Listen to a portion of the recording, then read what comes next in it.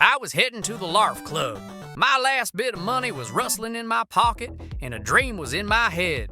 I'll pick up Super Mario 4, come home, turn it on, and life will be better. My grades will improve, Mom will stop sighing, and the gym teacher will give me back my ball. A great plan.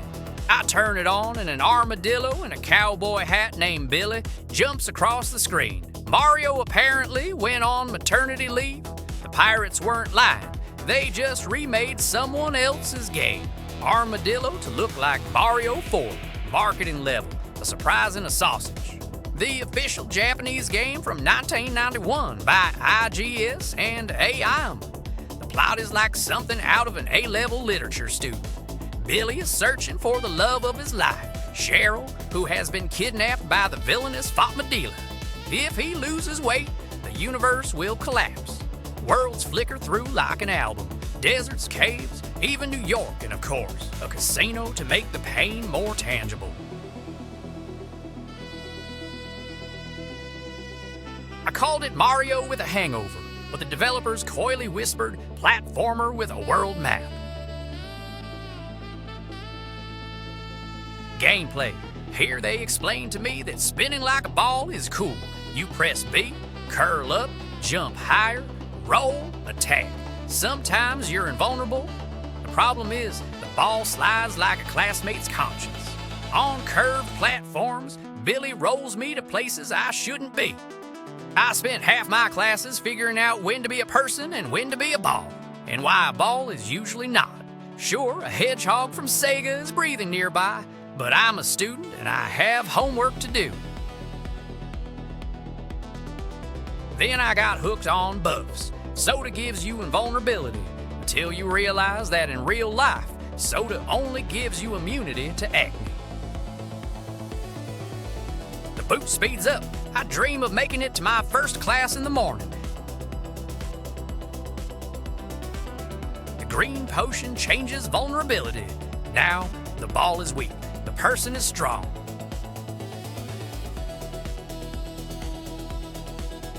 Somewhere between the blocks are extra lives, and the cubes with random numbers are a mini lottery for those who like to count points instead of their own grades. The cutest things are animal shapes. If you want to be a kangaroo, jump high without a ball. If you want to be a fish, swim like a normal person, and don't float up like a bobber on a test.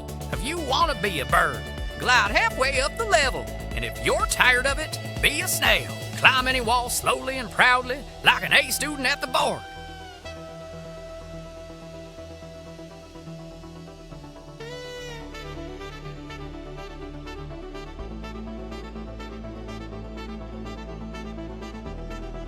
It's all grown-up stuff.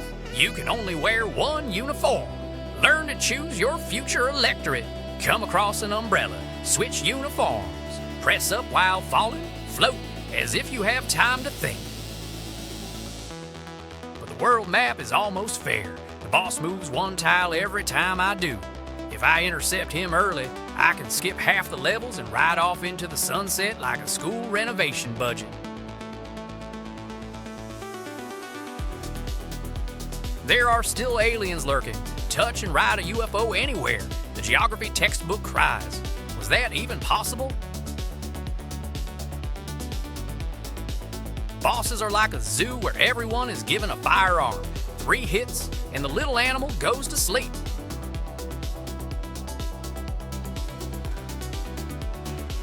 Exception 2, Mecha Fat Model. And the final Fat Man model. They need diets and more punches. The finale is especially educational. Dodge his bounces, wait for him to fall into his own hole, jump on top, repeat until you feel like a dentist.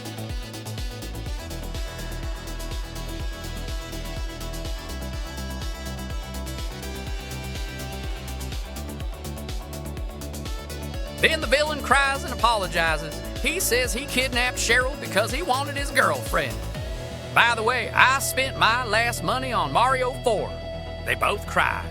Dissatisfaction at the call the principal level came later. First the repetition. I find myself thinking that many stages are like deja vu in the school cafeteria.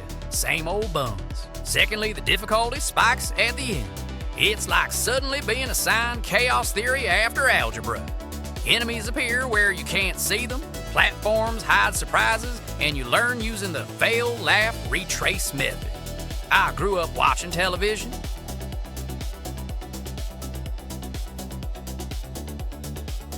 And yet, when you let go of your anger at the fake Mario, another truth emerges. The game is bright, colorful, and clever in places.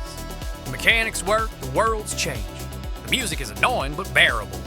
And the structure with chasing a boss across a map is a truly adult solution.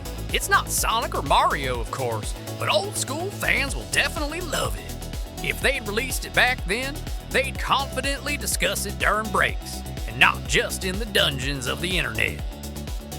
I'd still be angry, but this time out of love. Schoolboy's verdict. I was deceived, but I beat it. No money, a little less nerves, a ton of experience.